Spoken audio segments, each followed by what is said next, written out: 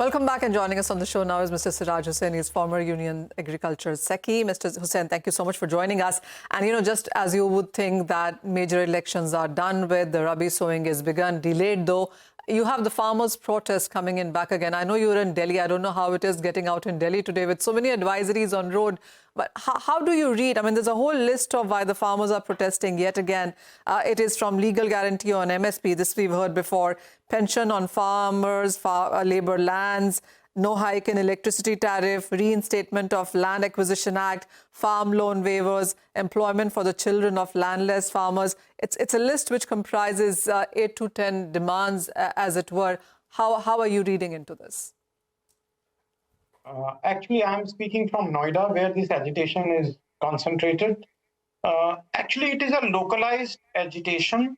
It has been going on since about 2007 or so, when the state government acquired land for expressway, which connects Greater Noida with Agra.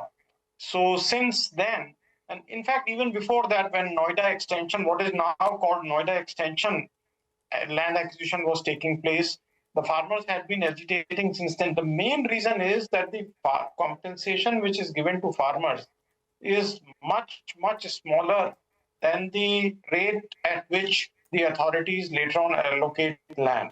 So obviously the farmers know that the authorities are going to make a lot of money out of it. But recently, the Supreme Court upheld the urgency clause invoked by the state government for acquisition of land for Yamuna Expressway.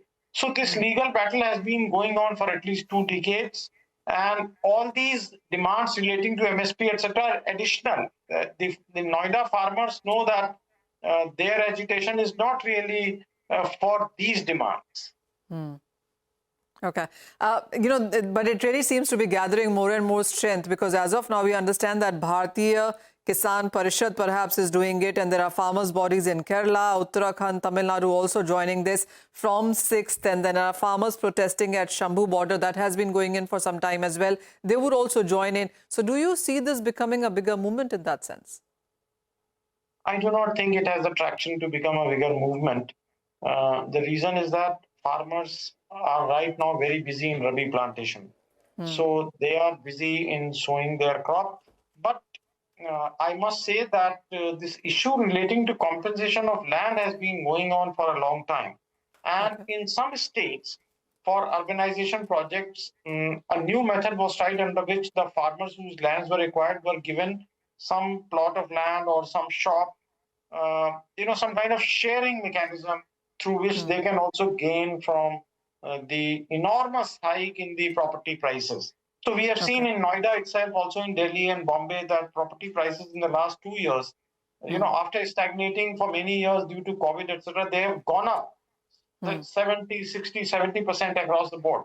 So the UPA government had enacted a land acquisition law, which has been, for which the union government tried dilution, but it did not succeed in the parliament. So later on, the state governments were allowed to bring dilution through local amendments. It is a very real problem for the farmers because they are not equipped for the job market. Therefore, they do depend on farming for their livelihood. So what you're saying is that this is more about the compensation, it's about rehabilitation and, of course, employment for the children of farmers, more than anything, this particular one.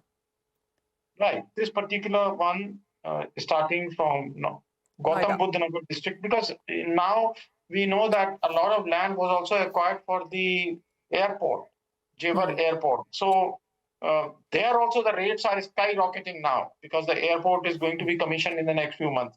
So obviously the farmers whose lands were acquired would feel that they should also have a share in the property boom. All right. Mr. Hussain, I have one final quick question. This one is on Rabi sowing, and we do understand that it is slightly delayed of various reasons in various areas. Gujarat especially, Himachal is having its own issues right now. Are you concerned right now, or you think December is just about started? We have this whole month to look at numbers. Actually, I would have been happier if the sowing had started earlier, but because of various reasons, especially in Punjab, the government did not have storage space, and therefore the harvesting was delayed. But if the winter continues to be cold, to the normal extent, then I do not think there is much reason to worry. However, if February and March again turn out to be very hot, as it happened in 2022, then the crop will be affected. All right, Mr. Hussain, thank you so much for sparing time and joining us on the show today. Manisha, thanks a lot for joining in as well. With that, it's a wrap on this edition of Halftime Report. Business Lunch takes the action forward.